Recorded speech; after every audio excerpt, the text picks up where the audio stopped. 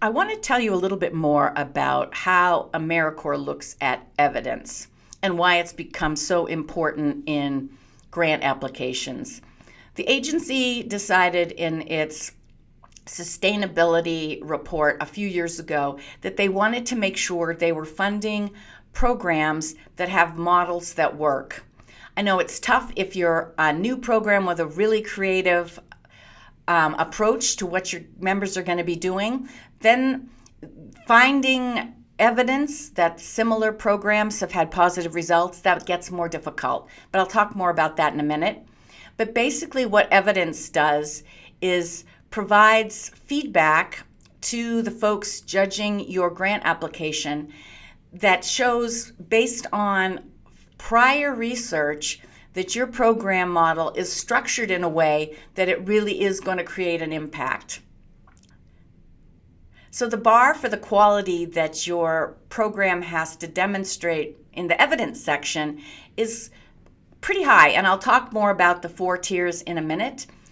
But instead of it just being an exercise that you have to do for your grant application, I encourage you, whether you're an applicant or an ongoing program, you really need to think about evidence as something that's going to give you ideas about what other programs are doing, other programs that have been effective, what their models look like, so you can look at your own model and say, are we doing that too? If we are, then if we haven't done our own impact evaluation, because we're using a similar model, we assume we're going to have similar kinds of outcomes that program did. The high likelihood. So looking at the design and dosage of other programs is one of the things you should be looking for, because you're trying to see, okay, yep, we're already doing sort of good standards, like in tutoring. How much are you doing in terms of reading, tutoring, how often, for what length of time, what curriculum? So looking at design and dosage, but then also looking at how it worked with different populations is useful. So don't just be looking for evidence to put in there without really thinking about how does it compare to what your program's doing. This is especially if you don't have your own impact evaluation results. It can be really hard to find evidence of a program that meets the standard that AmeriCorps has set out. It has to be the same program design, delivered, at the same dosage, to the same beneficiaries by that same type of people in the same context.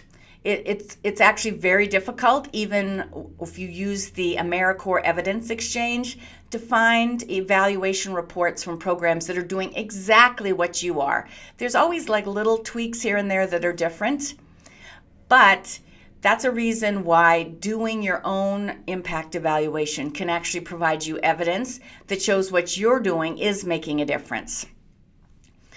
So there are 4 evidence tiers: pre-preliminary, preliminary, moderate, and strong.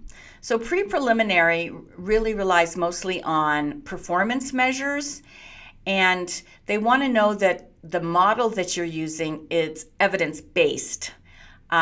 And so you have to kind of say, well, we decided to do this because we know that other programs that do that piece have had success. And we're doing this other piece maybe because we've read research where that's an effective thing to do. So pre-preliminary means you don't actually have a whole lot of evidence yet about how effective your program is beyond your performance measures.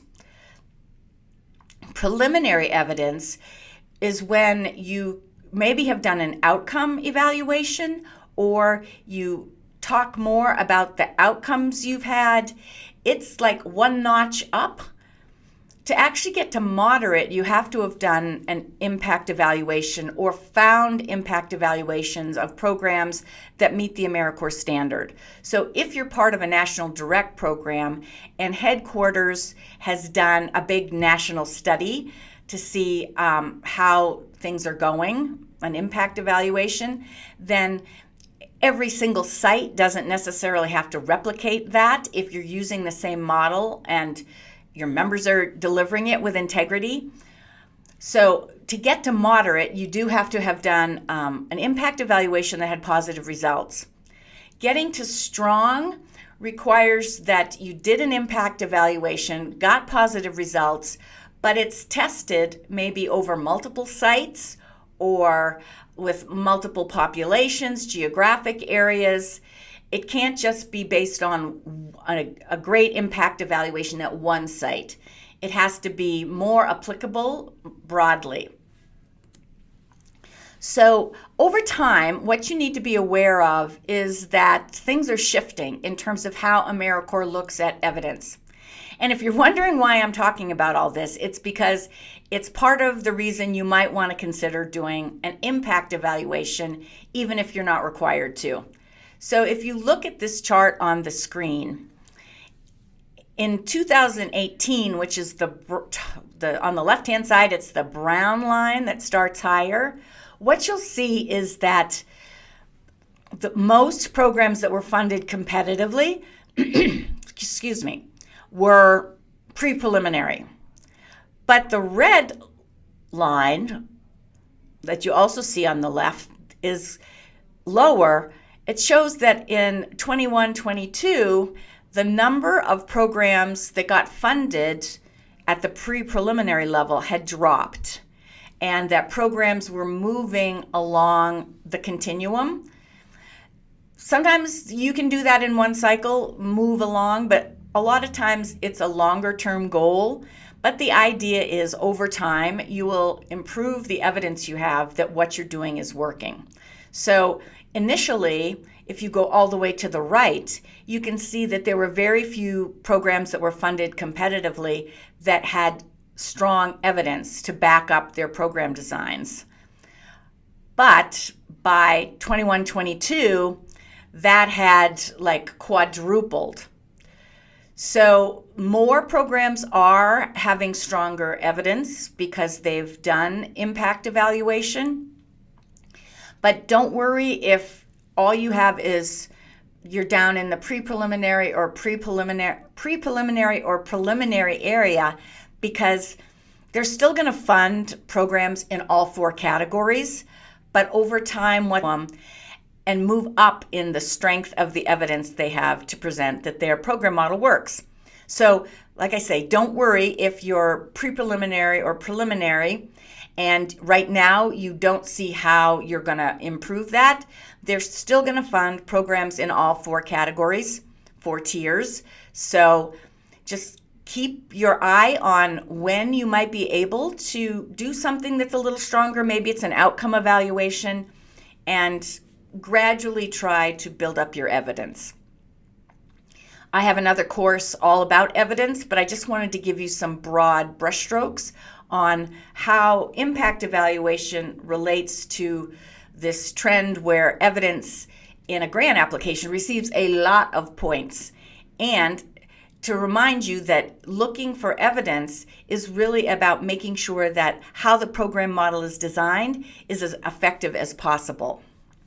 So the bottom line is there are 2 ways to strengthen evidence. Your program is collecting performance measures, so that helps in the pre-preliminary tier. But if you really want to strengthen your evidence, you either need to do your own impact evaluation or find evaluations of similar programs that have positive results that you can say, hey, they did this, we're doing that, so we assume we're going to get similar positive results.